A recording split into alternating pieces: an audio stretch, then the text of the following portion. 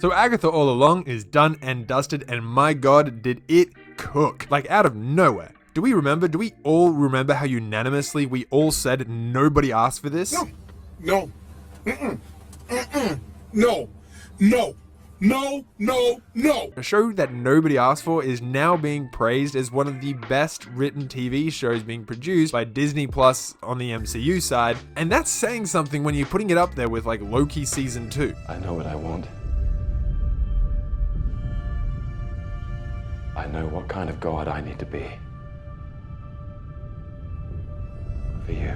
But to be honest, there have been a lot of fumbles when it comes to Marvel's TV shows. There's been just as many successes as there have been failures. If not, there's probably been a few more flops along the way that has gotten us these few precious gems. And yeah, it probably did fumble the ending a little bit for me. I did feel a little bit dissatisfied about the ending, but there is a huge amount of good that came from the TV show. So the ending not being an amazing send-off is okay. Here's the thing that I want to bring to your attention. The biggest successes have been WandaVision, Loki season 2, then Agatha All Along, and I'm also going to say it has been Moon Knight, even though it's got a few issues, but we'll talk about that in a minute. And what's really fun to see when you connect all those dots is that those are all the darker characters. You have a couple of anti-heroes, and then you have a couple of actual villains who are getting their own spotlight, and they've been turned into amazing, incredible stories because they've been dealing with their inner turmoil and their struggle as the people and gods that they are. So, what I want to say is let's keep going with that. Let's keep developing. Let's go down this dark anti-hero path that you guys are on,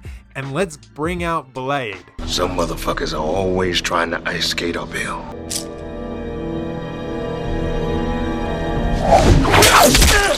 You know that character who you've been sitting on the sidelines forever with? Let's get that character out. Come on, man. And it's been in like development hell for like ages. I mean, it's a bit of a fumble, let's be real. You've got one of the biggest actors sitting on the sidelines to play one of the most important characters that Marvel's ever gotten, and you're doing nothing with them.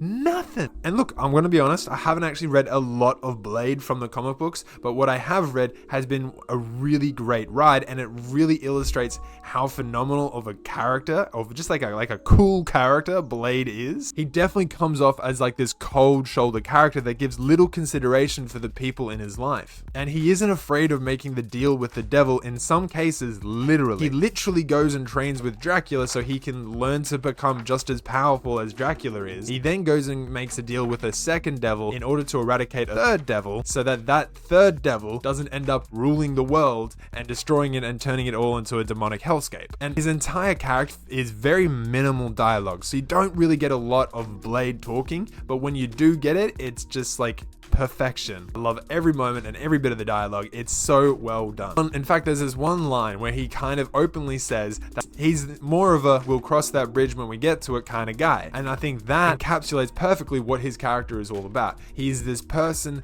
that he will go and get what needs to be done and damn the consequences, and then after damning the consequences he will go and fix those consequences, but then he'll make more trouble for himself as he goes along, and thus the cycle that he is in forever is always that he'll fix a problem by making more problems, and then he'll fix those problems by making more problems, and then he'll fix those problems by making...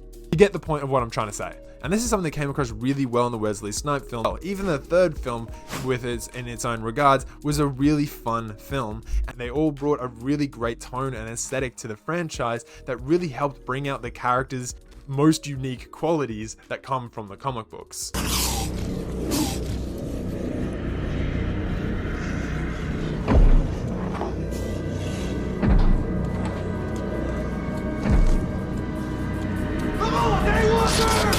Which is why for me TV shows like Moon Knight wasn't that big of a success. I'm a huge fan and a huge believer that the genre and the tone of the film needs to match the character's nature. You don't have to have a faithful adaptation to deliver a great story, but you do need to honor who that character is, and to do that you have to bring in the right aesthetic, the right tone, the right atmosphere, and the right genre to replicate what that character goes through on a daily basis. And Moon Knight didn't really bring that. It kind of brought this MCU wash filter onto its show, and it kind of stripped out of what was making that character feel so unique in those initial episodes. You started off as this very horror, very kind of unsure of what was going on kind of setting and world, and by the end of it, you've got two gods battling it out, and you've got a character with personality disorders, and it's kind of just accepted that he has them and he doesn't really care about them.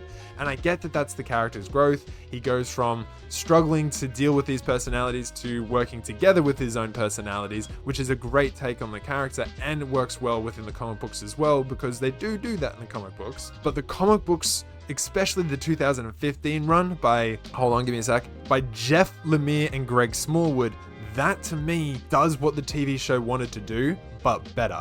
It introduces the three personalities, Stephen, Mark, and Jake Lockley, and they all have their own unique storyline that's in there, and it all feels like a giant mess. Because the storylines are so disjointed in the comic books, you end up kind of feeling like you're flipping between these characters and you're not sure what's real and what's not. Is he Jake Lockley, just the cab driver that's honoring Khonshu's orders? Is he Stephen Grant, the Hollywood film producer, producing a film called Moon Knight? Or is he Mark Spector, the character that's in an insane asylum that's trying to escape from, being in the mental health institute? Not insane asylum, sorry, mental health institute. And it does such an amazing job of making this comic feel so trippy, and every character has their own unique tone, atmosphere, and vibe that really helps to highlight how different these personalities are. And when they mesh, when they clash into each other as well, that just creates a third added layer of storytelling, which ends up being one of the most out there comics and one of the best runs that we've had, that also introduces the character. But I just wish they lent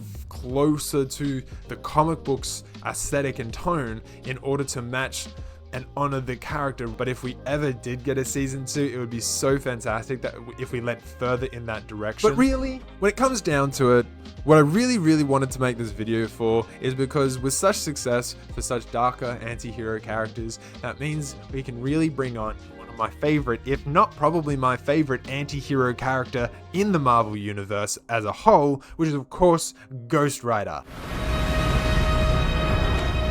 Whatever was inside him, he passed it into me. We can get a really good Ghost Rider. That would be phenomenal. A character who is cursed to ride towards the monsters and the sinful in order to eradicate them and send them on their way to hell after making a deal with the devil that has gone so wrong in his life.